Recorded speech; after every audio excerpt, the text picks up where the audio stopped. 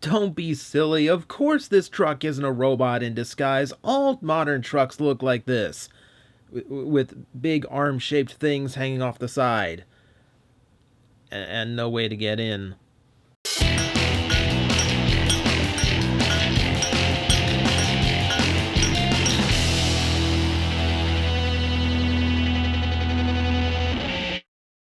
Another returning favorite for the Transformers Robots in Disguise line from Transformers Prime, but looking quite different than when he did there. Behold the return of Soundwave, looking surprisingly G1 considering Prime Soundwave was anything but. And whether or not that was a good move, well, we'll talk about that.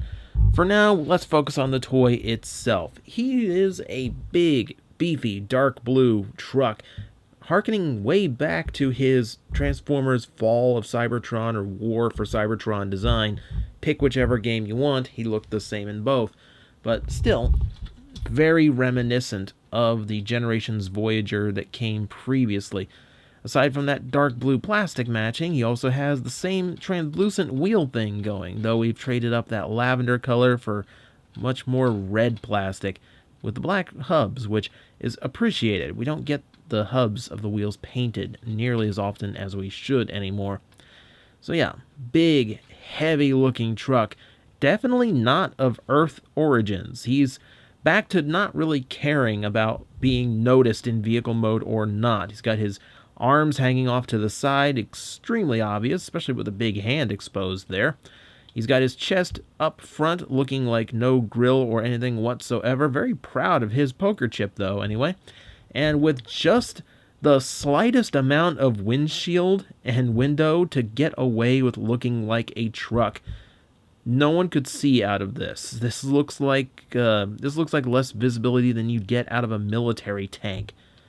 It's a very, very strange vehicle. I will admit, not a bad-looking vehicle, just strange. And you have things like the kick plate down here where you would stand on to actually get inside of him. He has no doors. He has no way to get in if he was a real vehicle.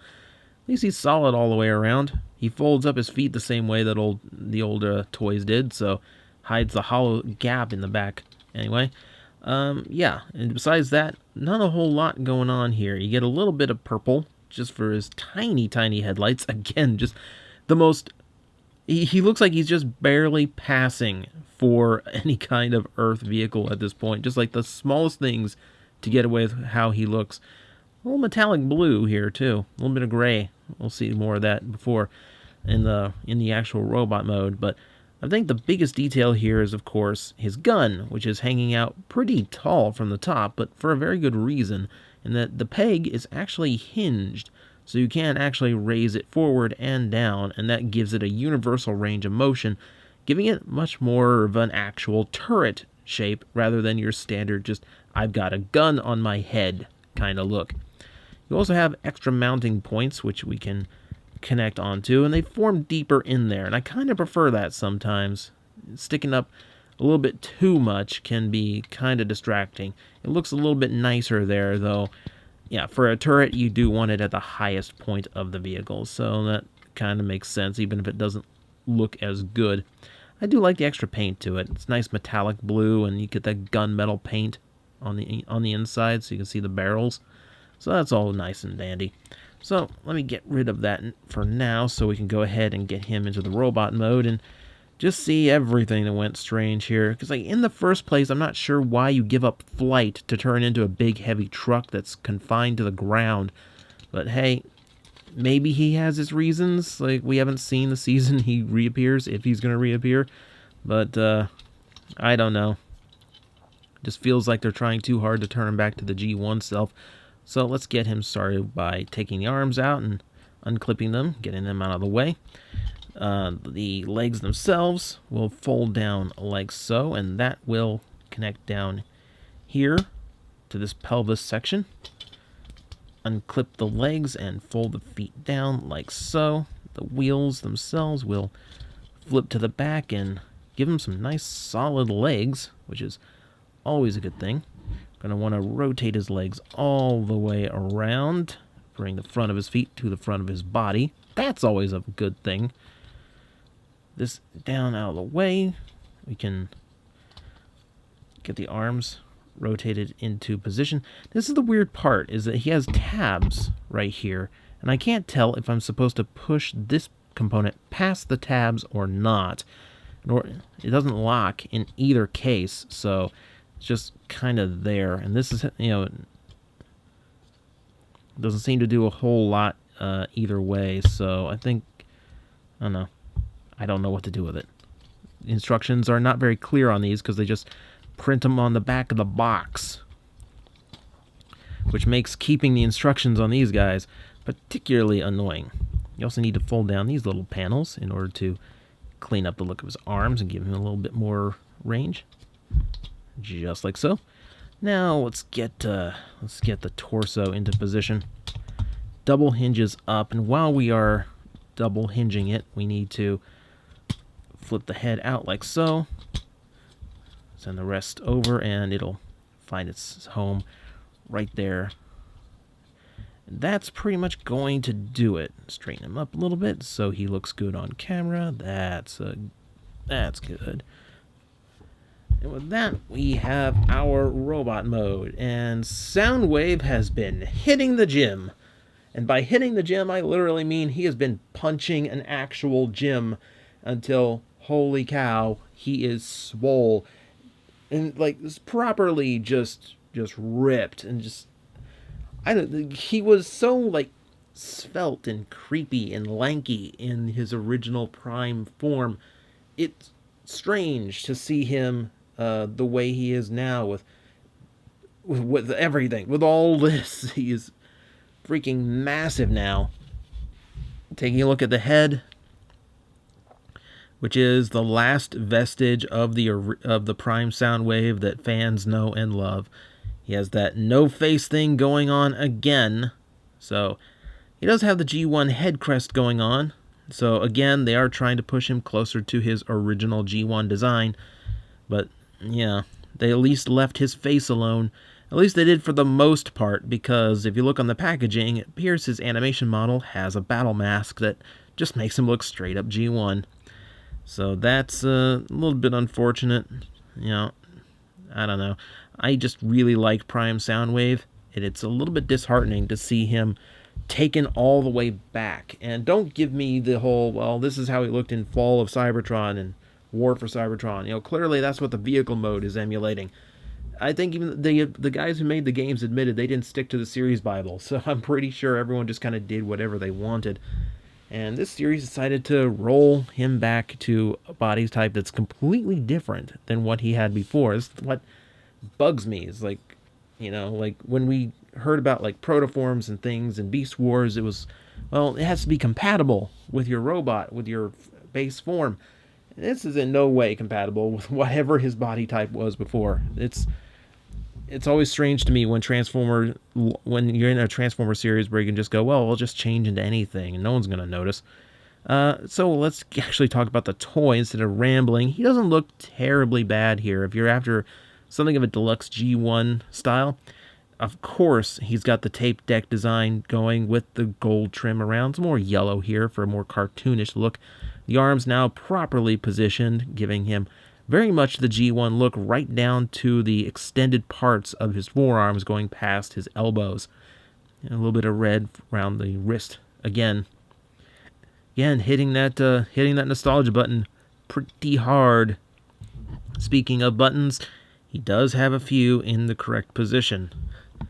Everything else is metallic. He's wearing metallic short shorts, which is a little weird to see Soundwave in metallic hot pants, but that's the world we live in.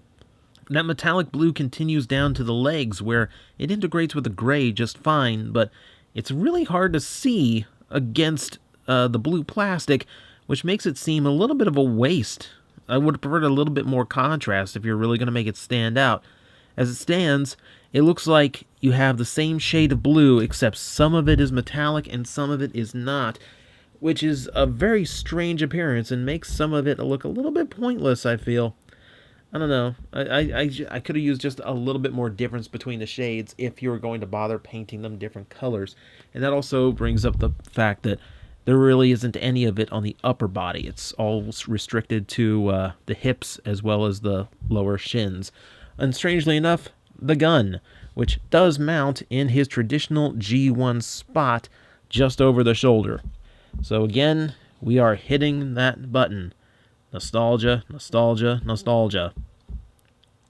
And I guess this is where raising up also comes in handy, because now he can actually target things from the air, which is nice, but also get that out of the way of his head if he wants to look this way. So you actually get around one of his oddities of the G1 design. So that's actually not a bad idea. I could put it in his hand, but the hand looks really weird with that extended handle, for the turret look. It just looks awkward. It's really not meant for that. It's there if you want to use it, but it doesn't quite work. So what are we looking at for articulation? Well, it's not bad on this guy. So we can probably see from what's been wiggling around in this review. So his head has a ball joint down toward the neck, so it's got plenty of range in different directions. And like I said, if you want something to look that way, you can get that cannon out of the way. Removes the restriction.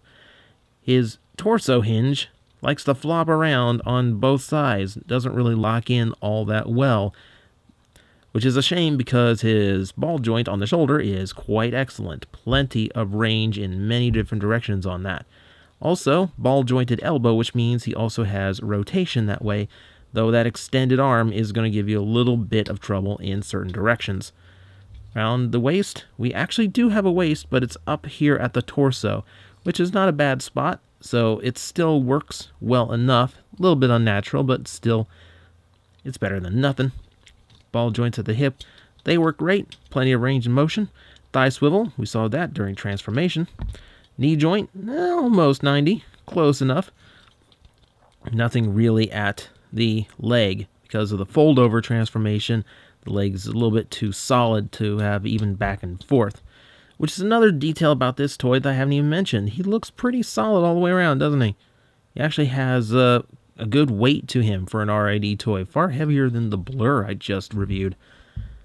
So all in all, that is Transformers R.I.D. Soundwave. We're judging just based on him being a toy all on his own.